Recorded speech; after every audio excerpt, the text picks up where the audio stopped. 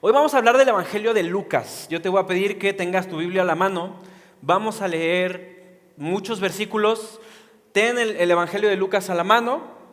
Y antes de comenzar con los versículos, yo quisiera hablar un poco de quién era Lucas, porque a veces cuando vemos los evangelios, Mateo, Marcos, Lucas, Juan, pensamos que todas esas personas estuvieron junto con Cristo.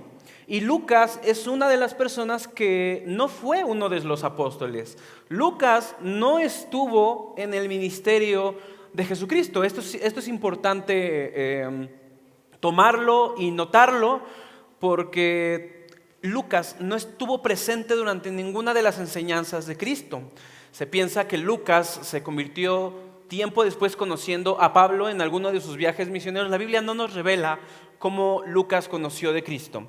Se nos empieza a contar una historia acerca de él y en realidad lo que más conocemos de él es lo que él escribió. Lucas escribió el Evangelio de Lucas y el libro de los Hechos de los Apóstoles. Si tú quitas tantito el Evangelio de Juan de en medio de Lucas y Hechos, te vas a dar cuenta que es como si fuera un solo libro. Es la continuación, como que se tomó una pausa tantito y ¿han visto series? Todos hemos visto series aquí, ¿verdad?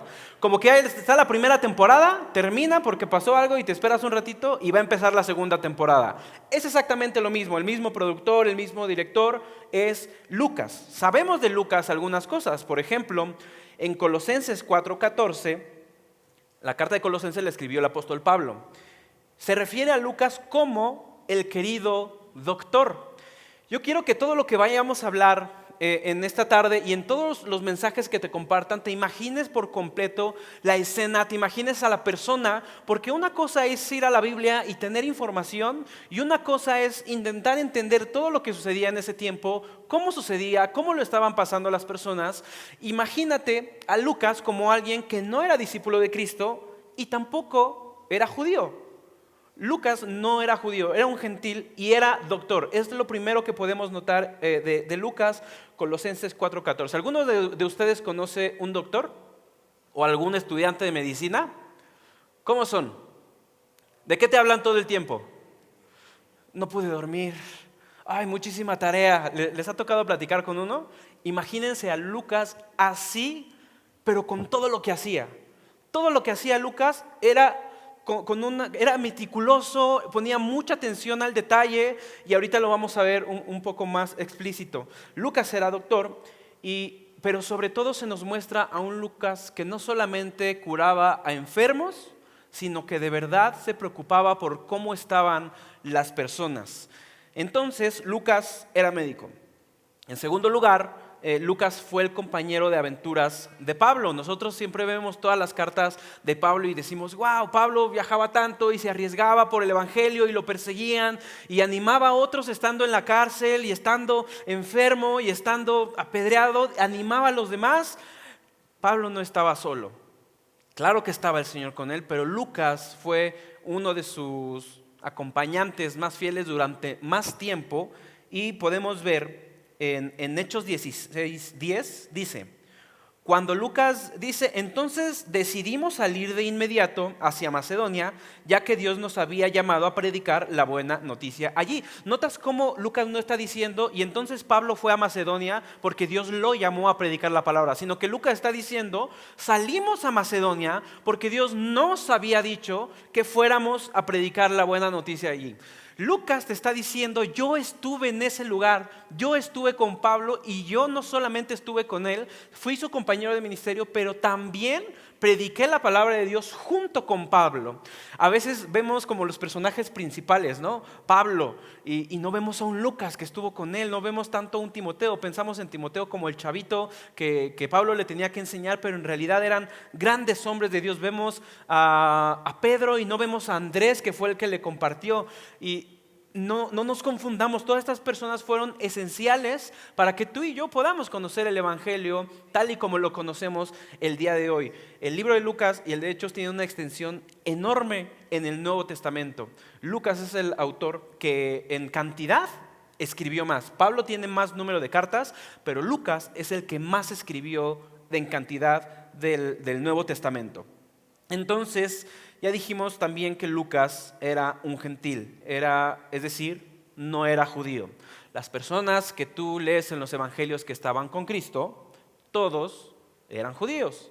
Sus discípulos, es decir, los que se convirtieron en los apóstoles, fueron judíos.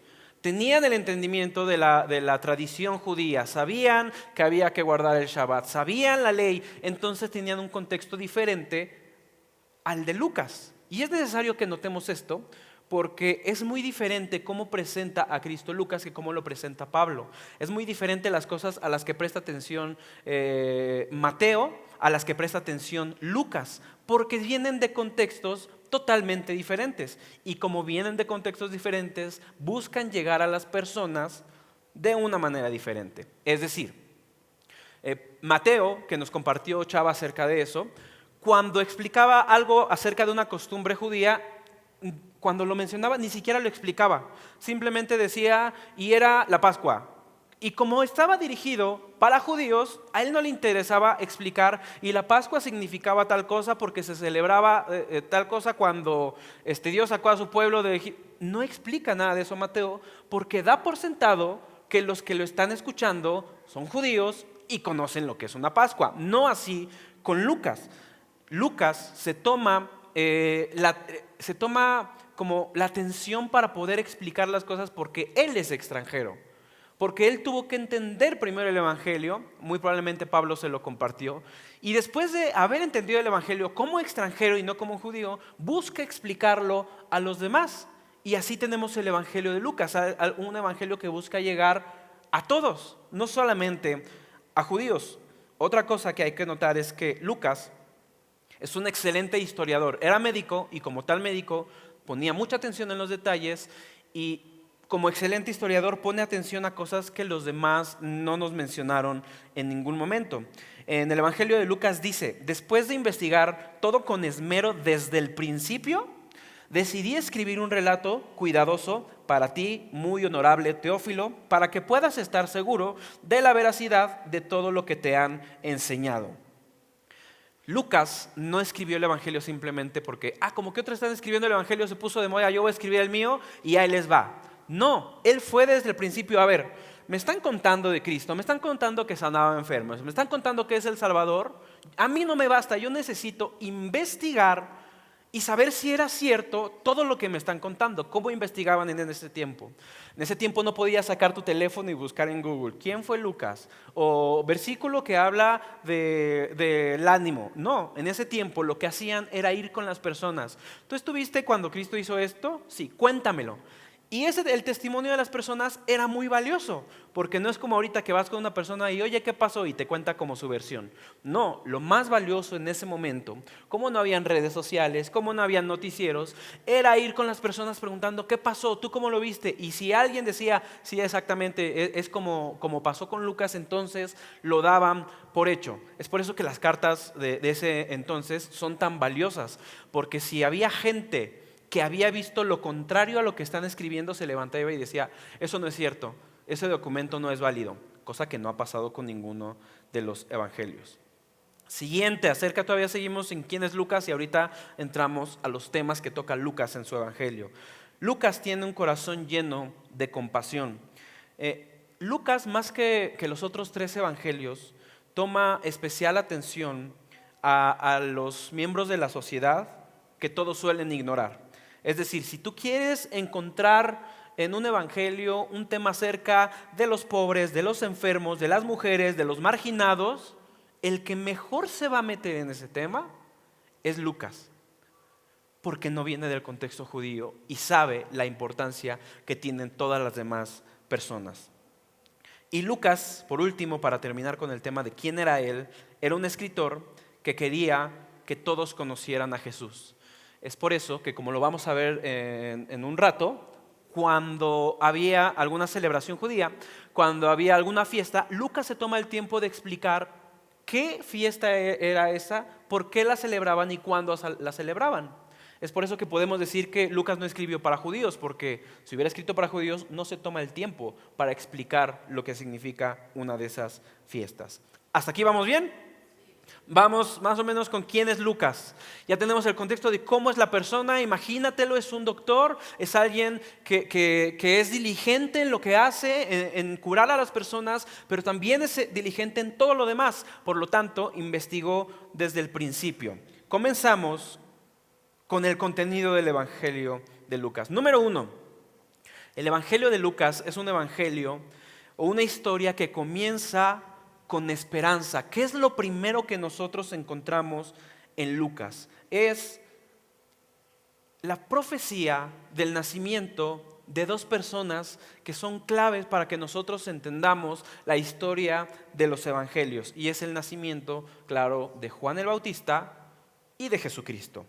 Vamos a Lucas 1:13, por favor. Yo estoy leyendo Nueva Traducción Viviente porque es muy clara. Dice, pero el ángel le dijo, no tengas miedo, Zacarías, Dios ha escuchado tu oración, tu esposa Elizabeth te dará un hijo y lo llamarás Juan. Zacarías era el padre de Juan el Bautista. Juan el Bautista era primo de Cristo. Esto es importante que lo notemos porque después se van a ir conectando todas estas cosas. Y en Lucas 1:31, el ángel dice a María, concebirás y darás a luz un hijo y lo llamarás Jesús. Lucas 1:31. Entonces, imagínate, no por reducir alguno de los evangelios ni por llegar al absurdo, pero imagínate esto como si fuera una película o un capítulo de la serie que más te gusta. El intro que Lucas escogió fue hablar acerca de la profecía del nacimiento de Juan el Bautista y de Cristo. Imagínate que empieza una serie que nunca habías leído los evangelios y lo primero que pasa, las primeras escenas, es un ángel yendo hacia Zacarías y Elizabeth y hacia María para contarles que iban a ser alguien. Ese es el principio del evangelio. Número 2, cosa que no sucede en otros evangelios. Lucas nos menciona unas canciones, o en este tiempo también llamados salmos, que nacen del corazón y quiero que los leas conmigo porque son muy interesantes. En Lucas 1:46 y 47 dice, oh, cuánto alaba mi alma al Señor, cuánto mi espíritu se alegra en Dios mi Salvador. ¿Sabes de quién son estas palabras?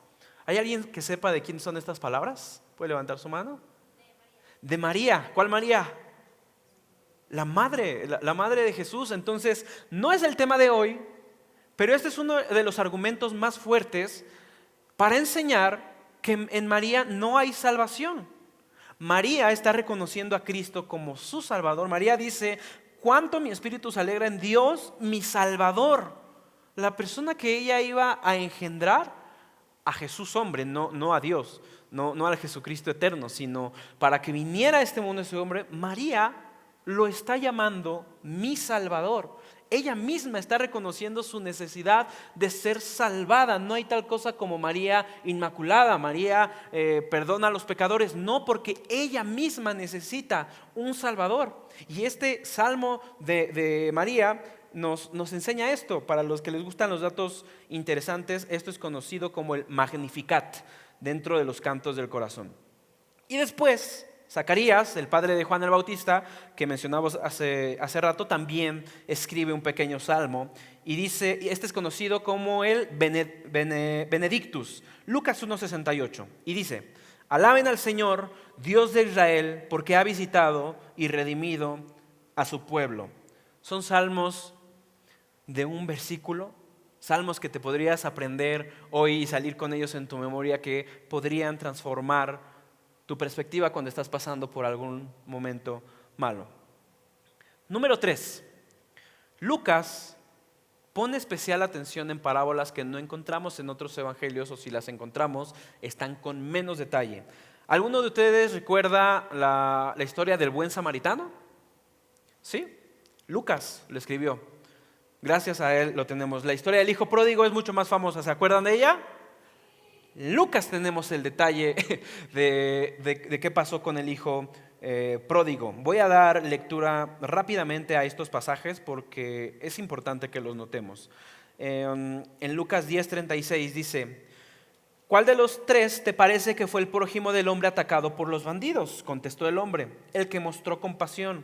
Entonces Jesús le dijo, así es, ahora ve y haz lo mismo. Esta es la historia del buen samaritano y Lucas presta atención en mencionar lo que Cristo dijo de ahora ve y hazlo tú. No es suficiente y no basta con que tú escuches lo que hizo Cristo. Es necesario que lo que escuchaste que hizo Cristo, ahora vayas y lo hagas tú. Esa es la atención que Lucas está prestando en este evangelio. No basta con contarte la historia. Es necesario que yo te diga, ve y hazlo tú. Ahora, Lucas 15:20. La parábola del hijo pródigo que es hermosa dice: su padre lo vio desde lejos y lleno de amor y de compasión corrió hacia su hijo, lo abrazó y lo besó. No es el tema de hoy el hijo pródigo, pero cuando tengas oportunidad, estúdiala porque es una historia hermosa y estoy seguro que en algún momento de tu vida o te has identificado o te vas a identificar con la historia del hijo pródigo, porque alguno de nosotros o se ha alejado del Señor o tristemente, aún conscientemente, vas a tomar la decisión de alejarte de Dios, pero el Padre siempre te va a recibir con los brazos abiertos y esa es la historia del hijo pródigo. Quiero hacer una pequeña pausa aquí, no estaba en el tema, pero si tú eres una persona que en este momento está alejado del Señor, la historia del hijo pródigo nos cuenta que un hijo pidió su herencia, se fue a malgastarla y terminó viviendo literalmente como los cerdos, viviendo con ellos, durmiendo con ellos, comiendo lo que ellos comían. Y se acordó que su padre estaba en otra tierra y lo que hizo fue levantarse e ir a buscarlo. Él llegó sucio, apestoso por estar con los cerdos a su padre y su padre no fue de, ay, primero báñate y luego te recibo. Tú no necesitas cambiar tu vida para venir a Cristo. Tú necesitas venir a Cristo para cambiar tu vida. Si tú te has puesto el argumento en algún momento es que yo no puedo ir a la iglesia porque estoy en pecado, yo no puedo ir a Dios, no puedo orar porque no me va a escuchar porque estoy en pecado, justo por eso necesitas venir a Cristo y necesitas venir a Dios, porque tú no puedes salir solo o sola de tu pecado. Necesitas al Salvador, igual que María, lo veíamos hace rato en el Benedictus. Igual de la misma manera, no pongas como pretexto el mal que estás haciendo ahorita para no acercarte a Dios. Es como decir, no puedo ir ahorita al doctor porque estoy bien enfermo y me siento bien mal, entonces ahorita no puedo ir. ¿Tiene algo de lógica? Es cuando tienes que ir al doctor, no porque te sientes mal y el doctor no te va a decir, no, cuando te sientas mejor, regresas y ya te reviso. No, ahorita que te sientes mal, ahorita que estás enfermo, es cuando te voy a dar la medicina para que puedas salir de esto. De la misma manera funciona con el Señor. Tú no vas a poder cambiar tu pecado, tú no vas a poder portarte bien, por resumirlo, o por reducirlo, para venir a Cristo. Tú necesitas venir a Cristo para cambiar tu vida. Número 5. Lucas, el final del Evangelio de Lucas es solamente el final de un libro, pero es el comienzo de una gran historia. Lucas 24, 30 y 31 dice de la siguiente manera: mientras estaban sentados a la mesa, él tomó el pan y lo bendijo, luego lo partió y se lo dio. De pronto se les abrieron los ojos y lo reconocieron, y en este instante Jesús desapareció. Lucas no termina su evangelio con la muerte de Cristo. Lucas termina su evangelio con el reconocimiento del Cristo eterno, el del Cristo resucitado, del Cristo que ha vencido a la muerte. Y ese, ¿te acuerdas hace rato que te dije que imaginaras que es como una película? Empezó con el nacimiento, pasaron todas las pruebas, pasaron todos los enfermos, pasaron todas las parábolas, todas las enseñanzas de Cristo, y la película del Evangelio de Lucas termina con Cristo revelándose, porque eso es lo que significa esto cuando ellos se les quitó el velo y se le abrieron los ojos. Es Cristo revelándose para que reconozcan quién era, porque antes de eso no lo reconocían. No sabemos por qué, no sabemos cómo, porque imagínate que ahorita sube Chava y de repente, ¿quién es ese? No, ni idea quién sea. Bueno, con Cristo pasó eso. Cristo hizo que no lo reconocieran en ese momento hasta el momento en que Él decidió que lo reconocieran. La historia de Lucas, él busca que sea una historia para todos, como te mencionaba hace rato. Y es algo que de lo que nosotros debemos tomar ejemplo, porque muchas veces nosotros hemos convertido el Evangelio y las enseñanzas de la Biblia entendibles para la gente cristiana. Y una prédica solamente la entienden las personas que llevaron un curso de teología o que estudiaron un instituto y dicen, qué bendición. Pero Lucas no hizo eso. Lo que hizo Lucas fue, ¿cómo puedo hacer para que lo entiendan todos, sepan de Dios o no, conozcan de la tradición judía o no? Yo quiero que todos conozcan la historia de Jesucristo. Para Lucas no importa el trasfondo cultural o religioso, no le importaba si eran judíos, si eran griegos, si eran de algún otro país. Lo que le importaba era que conocieran a Cristo. Y por eso, como te decía, que Lucas no era judío. Cuando Lucas llega a citar algo del Antiguo Testamento, ni siquiera está bien citado. Es una paráfrasis. Así como cuando tú no te acuerdas de un versículo y dices, yo me acuerdo que la Biblia dice más o menos así. ¿Alguien le ha pasado? Sí. A todos nos ha pasado, ¿verdad? Yo sé que la Biblia dice esto, no sé en qué versículo, pero dice eso. Lucas no es que no le estuviera dando la importancia al Antiguo Testamento o a lo que se decía de Cristo, sino que no estaba empapado, no lo conocía. Por lo tanto, lo que mencionaba el Antiguo Testamento era, yo escuché esto es lo que voy a escribir, y por eso no es la cita textual o la cita tal cual aparece en el Antiguo Testamento, cosa que así sí haría, por ejemplo, Mateo.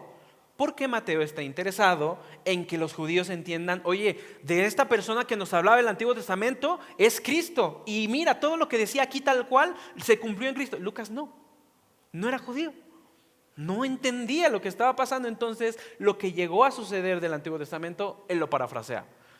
Más o menos decía esto y nosotros lo entendemos porque ahora tenemos concordancias bíblicas, y ahí en tu Biblia hasta te dice, este versículo lo puedes encontrar en tal lugar, y está bien fácil porque hay personas que ya lo estudiaron por mucho tiempo y nos están facilitando la vida para poder estudiar la Biblia. Si tú no la estudias es porque no quieres, porque herramientas tienes muchísimas, y sobre todo ahorita tienes tantos canales en YouTube, tantos canales en Instagram que hablan acerca de la Biblia, de teología, tantos libros de teología sistemática, tantas Biblias en distintas versiones, y aún así, no es que no tengo tiempo, es que ya me dio sueño. No, tú necesitas tomar en serio las Escrituras, y tú necesitas tomar en serio el estudio de la palabra para conocer a Cristo. Es la única manera en que vas a conocer a Dios. Tú no vas a conocer a Dios por medio de tus experiencias.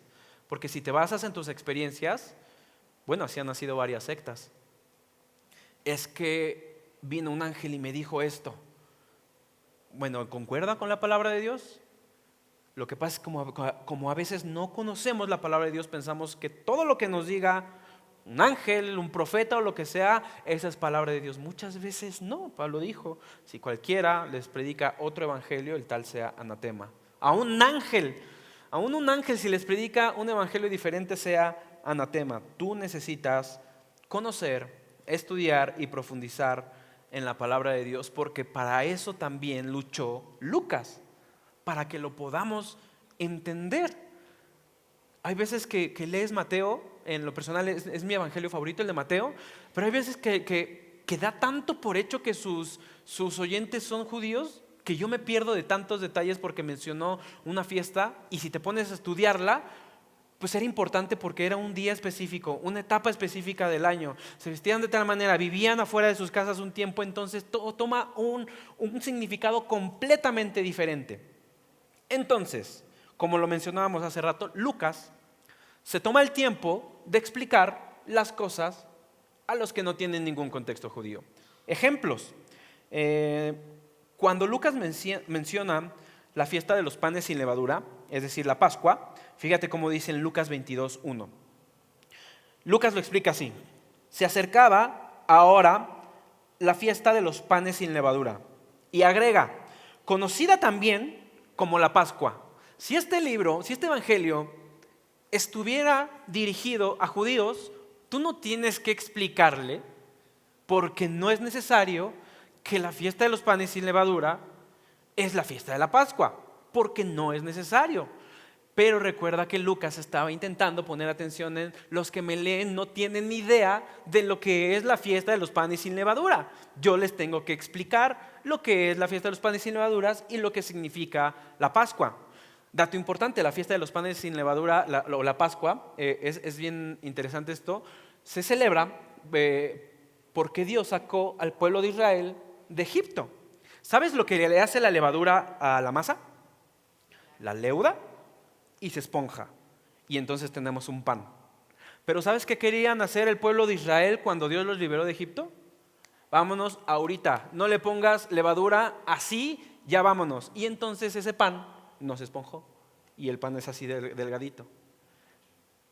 Y por eso Dios los hace durante la Pascua estar comiendo panes sin levadura, para que recuerden todo el tiempo lo que Dios hizo por ellos. No es simplemente un Dios que está diciendo, vas a comer esto porque yo digo que comas esto. No, porque a veces lo hemos tomado de esa manera. Como Dios dijo que yo haga esto, lo voy a hacer porque Dios dijo. Sí, es una razón válida, simplemente porque Dios lo dijo yo lo voy a hacer. Pero Dios no hace de esa manera. Dios no usa su autoridad como autoritarismo, aunque pudiera, aunque puede y aunque si lo hiciera, no deberíamos de tener problema porque Él es el Rey del universo, Él es el Creador y Él puede hacer lo que quiera. Aún así lo que hace no es de esa manera, sino que tiene sentido. Y por eso los panes sin levadura no se esponjaron porque ya se querían ir. Cocina algo, ¿te ha pasado que de repente sales rápido para la escuela de tus hijos o sales rápido tú para la escuela como joven y dices lo que es un pan, vámonos y ya? Y ni siquiera le echaste mayonesa, ni jamón, ni nada. Justo eso sucedió en la fiesta de la Pascua, justo eso sucedió en la fiesta de los panes sin levadura. Otra cosa que explica Lucas, Hechos 27:9. Yo se los leo, si alguien llega a tiempo está bien. Lucas 27:9 dice, como habíamos perdido mucho tiempo y hacía ya varios días que la navegación se había vuelto peligrosa, porque el ayuno ya había pasado, Pablo les habló. Este ayuno es lo que se conoce como el ayuno de la expiación. Si este evangelio hubiera estado dirigido para judíos, Lucas no hubiera mencionado el ayuno ya pasó. Porque los judíos saben exactamente cuándo empieza y cuándo termina el ayuno de la expiación. Es por eso que nosotros podemos decir que Lucas no escribía para judíos. No es simplemente porque alguien lo dijo y, bueno, no escribió para judíos, chido. No, sino que tienen sus bases, todos los estudiosos que dicen esto, por esto lo están diciendo. Por último, la evidencia de esto que estamos hablando, de lo que explicaba Lucas, que no era necesario para explicar para un judío, es la circuncisión de Juan y de Jesús. Lucas 1:59 y Lucas 2:21. Lucas detalla la circuncisión de Juan el Bautista y de Jesús, algo que no debería de ser necesario para los judíos. Fíjate, Lucas 1:59 dice, a los 8 días, cuando fue tiempo de circuncidar al niño, todos querían llamarlo Zacarías como su padre. ¿Notas cómo pone atención en la circuncisión? Si tú le dices a cualquier judío, a los 8 días de nacimiento pasó esto, él da por hecho, ese día fue el día de su circuncisión. No tienes que mencionárselo, él ya lo entendió. Y lo mismo en Lucas 2:21. A los 8 días, cuando el bebé fue circuncidado, ahí está la referencia. Eso no era necesario explicárselo a un judío, porque lo sabía a la perfección. No es necesario. ¿Qué pasa a los 8 días de haber nacido? No le tienes ni que explicar a un judío, porque él te va a terminar explicando a ti muchas de las cosas que nosotros no entendemos de la Biblia. Pero Lucas, como gentil, sí se tomó el tiempo porque sabía que los que lo iban a leer o a quien iba dirigido, que era Teófilo, no era judío. No podemos decir al 100% Teófilo no era judío, pero sí podemos inferirlo porque Lucas se toma el tiempo de explicar todo lo que para un judío no era necesario que fuera explicado. Otra de las razones que tenemos para pensar que Lucas no era dirigido para los judíos era que era muy consciente del idioma del griego, es de los que mejor lo manejan, porque para los judíos era como su segunda lengua. El griego en ese tiempo era como ahorita el inglés. Tú puedes saber mucho o poco de inglés, o a lo mejor dices, yo lo entiendo pero no lo hablo, pero algo entiendes. Y ves algo en inglés y dices, más o menos quiso decir esto. El griego en ese tiempo era ese idioma, lo que todos conocían. Cada uno en su tierra tenía su idioma, pero el griego todos lo entendían y seguramente Cristo se piensa que hablaba en griego para dirigirse a todas las personas. Y Lucas presta atención en esto y nosotros sabemos que Lucas era un gentil porque tenía un excelente manejo del griego. ¿Cómo puede ser esto? Pues porque había nacido hablando ese idioma. Después, ¿cómo sabemos que Lucas presta atención más al griego que al hebreo y el arameo de ese tiempo? El idioma hablado por los judíos en ese tiempo era el hebreo y era el arameo. Eran los idiomas más hablados. Es como aquí en México, todos hablamos español, hay lenguas indígenas y la mayoría entiende el inglés. Así era, hebreo, arameo y la mayoría entiende el griego. ¿Cómo sabemos esto? Número 1, en Lucas 23:33. Lucas usa el término Calvario cuando los otros evangelios utilizan uno diferente que es el Gólgota, el monte Gólgota. Dice Lucas 23:33, cuando llegaron a un lugar llamado el Calvario, lo clavaron en la cruz y los criminales también fueron crucificados, uno a su derecha y otro a su izquierda. La palabra Calvario es en la forma griega. Mateo, cuando escribe de esto, dice el Gólgota. ¿Por qué? Porque otra vez, ¿para quién estaba dirigido Mateo? Para judíos. Entonces no se toma el tiempo de explicar Gólgota, el que es el Calvario. No, Lucas lo dice en griego directamente, toma las palabras directamente para poder explicárselo a la mayoría de las personas. Otra evidencia que nosotros tenemos del manejo del griego de Lucas. En Lucas 6:15, Lucas menciona a uno de los discípulos como Simón el Celote, cuando todos los demás le decían Simón el Cananeo. Cuando Lucas usa la palabra celote, es la versión griega de lo que los judíos entendían como el cananeo, no que viniera de Canaán, sino era la palabra canai. No sé si tú sepas, pero los celotes en ese tiempo era como una banda que se quería rebelar contra el Imperio Romano. Unos rebeldes anarquistas que querían tomar. Recuerda que en el tiempo de Cristo estaba el Imperio Romano. Es un tiempo que es conocido como la Pax Romana. ¿Qué significa esto? ¿Te acuerdas cuando Babilonia hizo cautivo a Israel y a Judá, que eran sus esclavos? Roma no hizo eso. Roma lo que hizo, conocido como la Pax Romana, es: yo los voy a dejar en su tierra, no me los voy a llevar a otro lado, yo los voy a dejar practicar su religión, yo los voy a dejar ir a su templo, pero me van a pagar impuesto. Eso es lo que hacía Roma, diferente a todos los demás imperios, y por eso Roma duró mucho más tiempo gobernando y mucho más tiempo en estos territorios. Y cuando Lucas menciona lo del celote, te estaba explicando que eran los celotes, estos eran una banda que se querían rebelar en contra de Roma y eran literalmente asesinos. Si en algún momento se encontraban a un guardia romano solo y había varios, bye, muerto. Y buscaban la rebelión y que se levantara, y esto ya había sucedido en algún tiempo entre los 400 años de silencio. Cuando Malaquías, que es el último libro del Antiguo Testamento, termina y hasta que viene Cristo hay 400 años. Se llaman los 400 años de silencio porque no hubo ningún profeta, no hubo quien hablara de parte de Dios. Es lo que se conoce también como el periodo intertestamentario entre los dos testamentos. Ahí en medio hubo una rebelión conocida como la rebelión de los macabeos. Ellos sí se rebelaron contra Roma y ganaron un tiempo, y Roma después fue con más fuerza. Entonces por eso los celotes eran como unas personas muy vigiladas por el Imperio Romano, porque se podían rebelar como lo hicieron los macabeos. De hecho, si tú tomas en algún momento una Biblia católica, ahí viene Primera y Segunda de Macabeos. Y es interesante el libro porque tiene mucha historia, pero en la segunda carta de Macabeos, me parece que es en el capítulo 3, ahí mismo explícitamente dice: y en estos tiempos no había profeta en Israel. Tú y yo tenemos que acordarnos que lo que nosotros leemos es la palabra inspirada por Dios, o hablada por los profetas, o hablada por los apóstoles, pero llegándonos directamente de Dios, el Espíritu Santo inspirando a las personas para que llegue a nosotros. Yo te pregunto, ¿cómo va a poder hablar el Espíritu Santo o Dios a un pueblo si ni siquiera había profeta? Esto es antes de Cristo. Es por eso que nosotros, como cristianos evangélicos, no tenemos esos libros en nuestro canon bíblico. porque para nosotros no es inspirado por Dios porque no había profeta. ¿Vamos bien?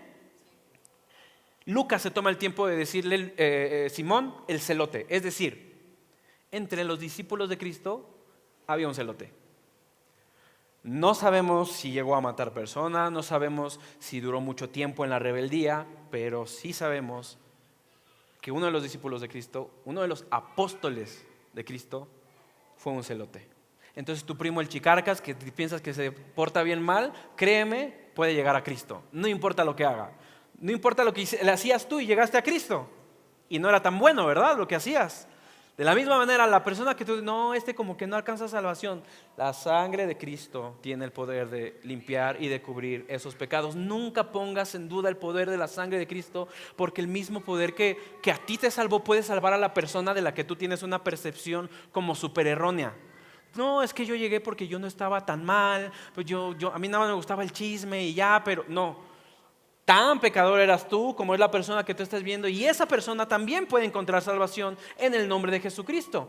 Tu percepción de las personas no las hace más merecedoras o menos merecedoras del sacrificio de Cristo. Dios decide. No te permitas en ningún momento decidir, a este sí le predico porque como que sí se puede salvar. No te toca. Te toca predicar y la obra la hace el Espíritu Santo. La última evidencia que tenemos del idioma que manejaba Lucas está en Lucas 22:39.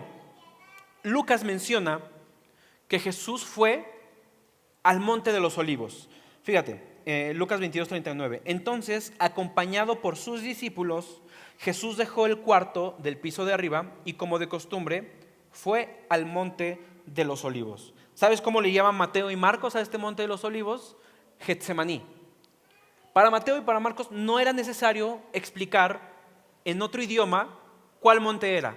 Si tú le decías a un judío, Jesús está en Getsemaní, sabe exactamente en qué monte está y sabe exactamente a dónde dirigirse para encontrar a Cristo. Si tú se lo decías a una persona que no era judía, a un gentil, está en Getsemaní, ¿y dónde es eso? Si a veces nosotros en Toluca te dicen, está en Avenida Colón, ¿y cuál es esa?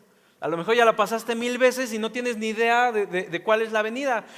Pasaba lo mismo en este tiempo. Lucas se toma esta atención de decir el monte de los olivos. ¿Y por qué era conocido el monte de los olivos? Pues porque había olivos. Entonces era bien fácil. ¿Dónde hay olivos? En ese monte. Ah, ese es el monte de los olivos. Fácil. No te pierdes, ¿verdad? Todo bien. Ok. Mateo y Marcos le decían Getsemaní. Lucas se toma más tiempo que las demás personas en incluir la obra de Cristo con los gentiles. Todo lo que hizo Cristo fuera de Judea, fuera de Jerusalén, Lucas es el que más examina y el que más pone atención en esto. ¿Por qué crees? Porque era gentil. Porque gracias a la obra de Cristo con los gentiles, Lucas pudo llegar a escuchar el Evangelio, y por eso su énfasis de que es necesario e importante que las personas que no son judías escuchen este Evangelio, y por eso tomaba tanta atención en esto. La atención que Cristo puso a los marginados y su enfoque en la moral y en la ética son muy valorados, eran muy valorados en la cultura griega. ¿Por qué hablaban griego? Esto no me tomé el tiempo de explicarlo rápido. ¿Por qué hablaban griego y por qué tanta cultura helenística, que es la griega, si el imperio era Roma? Bueno, ¿se acuerdan de los imperios de los que habló Daniel? Babilonia, los medos persas, Grecia y luego Roma, ¿verdad? Cuando Roma conquista de manera militar, es decir, ellos son los que cobran impuestos, ellos son los que mandan, está el César, está Poncio Pilato, que también era romano, ellos gobernaban de manera militar, pero la cultura que se quedó fue la cultura griega, la que llevó a poner Alejandro Magno. Alejandro Magno fue el que impuso toda la cultura griega. Cuando Roma conquista en dinero, conquista militarmente, pero toda la cultura se queda en la cultura griega. Incluso los romanos, en ese tiempo, todo era basado en la cultura griega. Y por eso hablaban mucho de Zeus y de Hades y las maldiciones que decían en ese tiempo. Ahorita tú dices, ¡chin! Allá eran palabras griegas. porque la cultura, a pesar de estar gobernados por Roma, la cultura totalmente que predominaba era la cultura griega. Lucas, sabiendo esto, él quería que todos conocieran a Cristo. ¿Cuál era la manera de hacerlo? Hablando en griego, hablando en el idioma que todos iban a conocer. Esto es muy importante porque a veces pensamos que Cristo vino en un tiempo random, así como que Dios dijo, como que ahorita vamos ya al mundo, vámonos, ya vas Cristo al mundo. No sucedió de esa manera. Y a veces nos preguntamos, ¿por qué no vino antes Cristo? ¿Por qué no vino ahorita? Que ahorita hay redes sociales y todos lo conocerían. Bueno, antes de Roma, todas las provincias o los países o los lugares, las ciudades, no estaban tan bien conectadas entre ellas. Quien puso carreteras fue Roma. Quien empezó a utilizar mucho la escritura fue Roma. Quien puso un idioma que todos entendieran fue Roma. Y por eso Dios escogió ese tiempo para que Cristo viniera. No porque Dios no hubiera podido si todos hablaban idioma diferente, no. Sino que era el momento preciso y el momento perfecto para decir es ahorita, porque el mensaje del evangelio se va a correr a todos, porque ya hay carreteras, porque ya hay mejor manejo de los barcos, porque ya hay un solo idioma y todos lo van a poder conocer. Por eso Lucas se enfocaba tanto en que todos lo conocieran, no solamente judíos, sino que todos lo conocieran. No nos sirve de mucho conocer quién era Lucas, conocer las enseñanzas que escribió Lucas, si no lo bajas a algo que tú puedas practicar en tu vida. Tú puedes saberte los 4 evangelios de memoria, pero si no encuentras cómo poner en práctica algo en tu vida, de nada te va a servir. Como todo lo de la palabra de Dios. De nada sirve que tú sepas qué tienes que hacer, sepas cómo se tiene que manejar la iglesia, sepas cómo tienes que ser tú, tus hijos, cómo tiene que ser tu esposo, si no lo pones a la práctica. La enseñanza de Lucas que yo quisiera compartirte, que podríamos aventarnos una serie de todo un año de todo el evangelio de Lucas, pero la enseñanza que yo te quiero decir es: no pongas barreras al evangelio. Comienza a ser un Lucas que buscaba quitar todos los prejuicios, todas las barreras para poder predicar el evangelio. La barrera de que solamente era para los judíos, la quitó. La barrera del idioma, la quitó. La barrera de esto no lo podría entender una persona que no es judía porque son fiestas de ellos, la quitó explicándolo. Iba más allá. Se preocupaba por los pobres, por las mujeres, por los marginados, por los que no tenían nada. Y tú y yo necesitamos regresar a eso. No ser selectivos con a quién le voy a predicar el evangelio y a quién no. Lucas no buscó eso. Lucas buscó predicar el evangelio a todos. Hizo tantas cosas. Organizó su evangelio de tal manera que fuera tan entendible, tan extenso. No sé si sepas que Mateo fue de la ascendencia de Cristo a Abraham. ¿Por qué? Porque Abraham era el padre de la fe, era lo que le importaba a los judíos. ¿Sabes hasta quién llegó Lucas en la ascendencia de Cristo? Hasta Adán. Él se fue todavía más allá. Porque no le interesaba compartir en nuestro contexto cosas cristianas en un lugar cristiano, para cristianos, en eventos cristianos, donde cantamos música cristiana y se llena de cristianos y todo es para cristianos. Ese no era el corazón de Lucas. El corazón de Lucas era ir más allá. ¿Qué pasa con los que no pueden entender esto? Yo puedo hacer algo para que ellos puedan conocer a Cristo porque yo mismo soy extranjero, porque yo mismo soy un gentil, y si yo conocí a Cristo de la misma manera, quiero que todos lo conozcan. Tú y yo necesitamos regresar a eso, a quitar las barreras, y esa persona que Dios puso en tu camino para que le predicaras y que lo has sentido en tu corazón tantas veces y que muchas veces has dicho otro día, en otro momento, y que tú solito te haces una telenovela en tu cabeza de ¿y si me contesta esto? ¿Y si me hace preguntas? ¿Y si no tengo los argumentos correctos? ¿Y si no sé qué contestarle? Deja todo eso.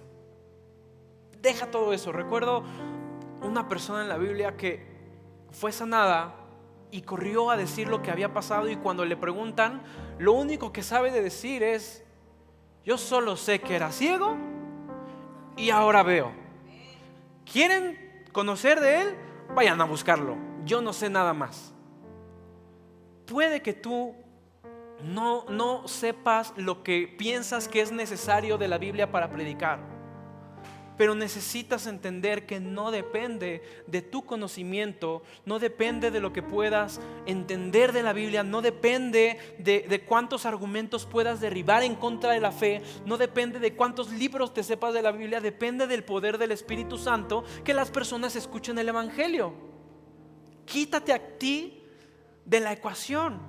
Salte en un momento, porque predicar el Evangelio es sí lo que tenemos que hacer, pero nunca tiene que ver contigo. Y no decidas a quién sí y a quién no. Yo creo que cada uno de ustedes tiene en la mente a alguien que Dios le ha dicho: compártele, compártele, compártele, compártele, y te has llenado de prejuicios, te has llenado de pretextos, de argumentos incluso para ti válidos. No, pues es que no es lo que yo debo de hacer, Dios demanda esto de mí, y ya cuando tenga tiempo le predico. No, deja esas barreras de lado, como Lucas lo hizo. Tenemos muchas cosas que aprender de Lucas, entre ellas conocer lo que acabo de decir hace un momento, de que no importa si sabes mucho o poco. No estoy queriendo decirte que no estudies la palabra. No importa cuánto sabes, tú ve y predica. No, o sea, una cosa es: no importa cuánto sabes en este momento, Dios te puede y quiere usarte ahorita. Pero ese no es pretexto para decir: como Dios me va a usar ahorita, no tengo que estudiar. No, de aquí en adelante prepárate, como Lucas lo hizo, con esmero y con detalle en las enseñanzas de Cristo y en lo que Él quiere, que no solamente para que lo compartas, sino sobre todas las cosas para que lo conozcas. Porque tú no vas a poder compartir el Evangelio, tú no vas a poder compartir de Cristo si no lo conoces. ¿De qué manera lo vas a conocer? En la palabra. Hebreos comienza diciendo eso. Dios, hablando muchas veces y de muchas maneras, ahora se ha revelado por medio del Hijo. ¿Quién es el Hijo? El Hijo es el Verbo, es la palabra, la Biblia. La Biblia nos revela a Dios, la Biblia nos revela a Cristo, y es la fuente que tú tienes para poder conocerle, y es lo que tú necesitas para compartir el Evangelio. Necesitamos tener un poco más este enfoque de Lucas, de que aunque me cueste trabajo, aunque me cueste tiempo, aunque me cueste naufragios. Él pasó con Pablo algunos naufragios así de, él era el preocupado de ya nos vamos a morir ahora sí, ya llega hasta aquí. Pablo fue el que se levantó y le dijo: no, Dios me dijo que vamos a ir a tal lado a predicar. Lucas no escogió el lugar cómodo para su vida del Evangelio. Lucas decidió irse con la persona que, documentado, porque no sabemos de los demás, que documentado pasó las peores experiencias, las peores persecuciones, buscado a muerte, apedreado, encarcelado, que era Pablo. Y tú también necesitas salir de tu zona de confort para poder servir al Señor. A veces va a significar sacrificar horas de sueño, a veces va a significar sacrificar horas en un hobby, en algo que te gusta, pero va a valer la pena. Gracias al esfuerzo que hizo Lucas, nosotros el día de hoy podemos estudiar este Evangelio y conocer a Cristo mejor. Gracias al esfuerzo que hagas tú, muy probablemente el día de mañana muchas personas conozcan del Evangelio, pero necesitas levantarte y actuar tal como lo hizo Lucas. Amén. Vamos a orar. Señor, te damos gracias en el nombre de Jesús por este Evangelio tan hermoso de Lucas. Permítenos, Señor, que la enseñanza que hemos aprendido no simplemente sea conocimiento para mí, sino que sea un ejemplo perfecto, un ejemplo a seguir, de que yo también necesito salir de mi zona, de que yo también necesito ir por las personas que no se les hace fácil conocerte. Lucas derribó las barreras del lenguaje, de las costumbres. Muéstranos, Señor, qué barreras debemos de derribar nosotros para predicar el Evangelio. Danos el valor para hacerlo. Señor, reconocemos que por nosotros mismos no está el deseo de predicar, no está el deseo de hacer tu voluntad, pero tú has puesto en nosotros al Espíritu Santo para poder hacerlo, y es quien nos capacita y es quien nos hace aptos para poder hacer lo que tú has determinado que hagamos, Señor. Gracias por esta enseñanza, Señor, en el nombre de Jesús, amén. Muchas gracias, hermanos, que Dios les bendiga.